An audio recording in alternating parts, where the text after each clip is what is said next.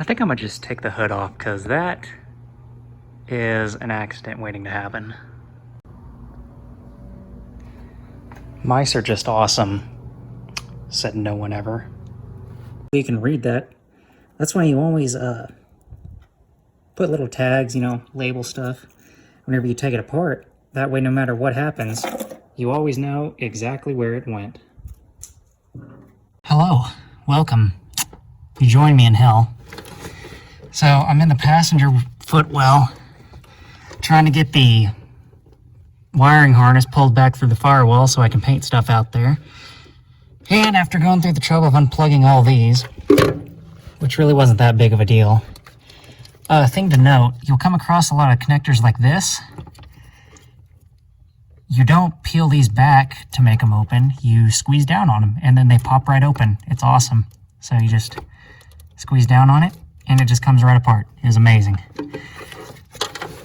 So what counteracted that awesomeness, some floor assembly greatness here, is here's the wiring harness that snakes over this piece of metal, and right in that little hole that's drilled there was a clamp, a plastic clamp holding the wiring harness in. Took me a little bit to figure out that was why I couldn't get the wiring harness through. So you got to cut the bottom of that off and then maybe you can get the wiring harness pulled through. All right, I'm finishing up the last of the major rust repair as far as the subframe goes. So that's the part that I cut out there. And here is the patch panel that I'm going to put in there. And this is the first real big project on this car. I've used my little plasma cutter. And it really simplifies a lot of things because that would not be a piece that you could easily do with a grinder. I'd waste a bunch of material, and then cutting these pieces out would also be a pain. So that, I think it's a cheaper one too, but even still, that's been working great. The cheap little Century welder still just kicking ass. I mean, I think I've run probably 5 spools of wire through that thing at this point. The air compressor that I fixed a while back, that thing's been doing great. My Briggs & Stratton air filter adapter is still holding up. So that thing's been working good.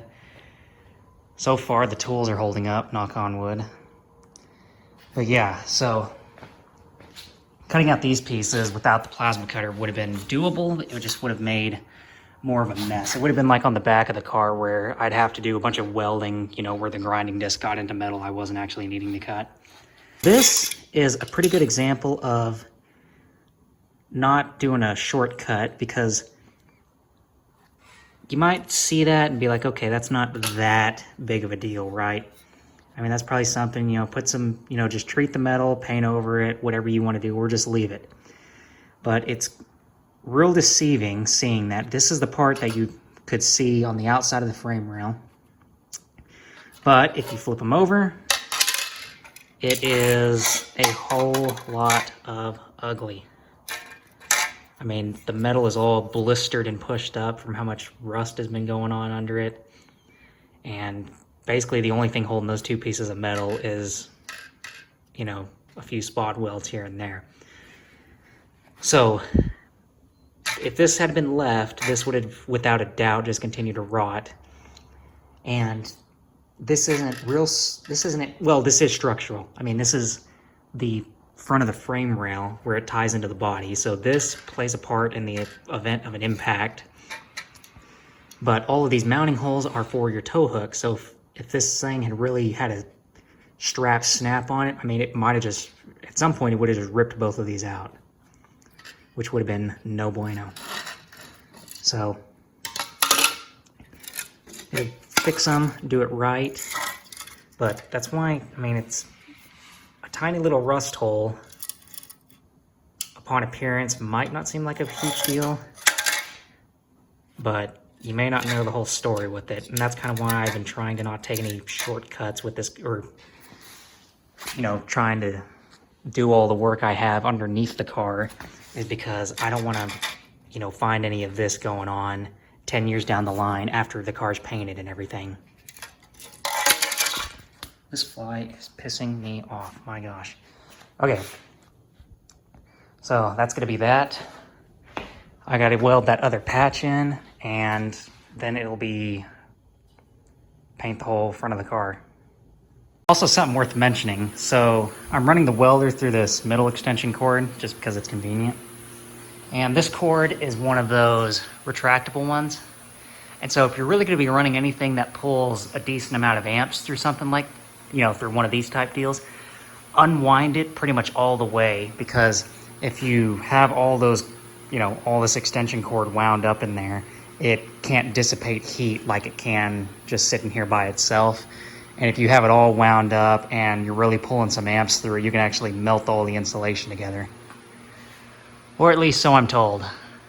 Okay, so this patch here, where there was just that little hole, actually the hole was that big, because that's the original piece I cut out.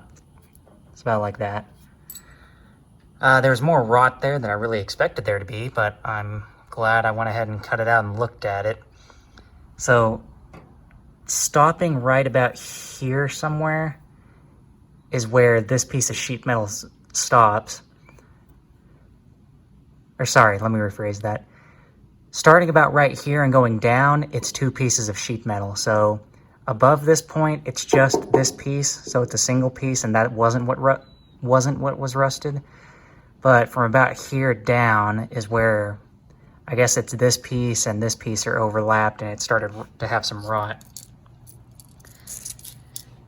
So example, here was part of it that I cut out, and that's what it looked like.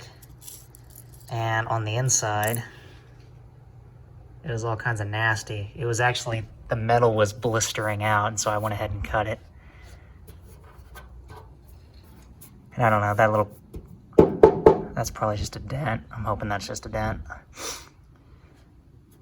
But I cut it out about yay big and didn't see any more rust in there. So we'll call that patch good. And then I got the holes drilled into these spots. Got some nuts welded in there too for the bolts to go with, both sides. So, turned out pretty good. I had to shave down the weld there a little bit for the mount to sit flat, but turned out pretty good. I'm pretty pleased with it. I was really dreading having to fix those. All right, so I got the majority of the engine bay spray painted, or at least the part that's gonna be spray painted. And I don't know, maybe I just ended up with two bad cans, but I tried using a Rust-Oleum semi-gloss the first time, and it looked like absolute hell. I mean, it just wouldn't spray out smooth. Like, it wasn't spraying out of the can smooth, and then especially like around the shock towers and on the wheel wells on the flat surfaces, I mean, the color wasn't consistent. And so I went with Krylon on this third coat, and it seems to have laid down a whole lot smoother. So maybe a lesson learned there, or maybe I just ended up with two bad cans of paint somehow, which is possible. And so I got everything else sprayed down yesterday with the metal prep, and then I wiped everything down, so all the rest of the bare metal is ready to go. I'm gonna stop at the door hinges, but everything else forward, all in the headlight area. And I think I'm just gonna come somewhere up in here with the POR, and then I'll spray paint the rest of it. But I wanna make sure and get the frame rails done in the POR. And of course, I wanna get because I took the battery tray out to inspect this area for rust, because apparently this is an area that these cars like to rust, and this one doesn't have rust there, which is surprising. But so I want to hit this all with the POR so that that's as protected as best as possible, and then I'll do the same deal that I've done on the rest of the car. Do the same thing over there too. Same thing I've done on the rest of the car, one coat of POR, and then I'll hit all the seams with seam sealer and then do a second coat of POR to seal that all in. So, show you what the end product looks like.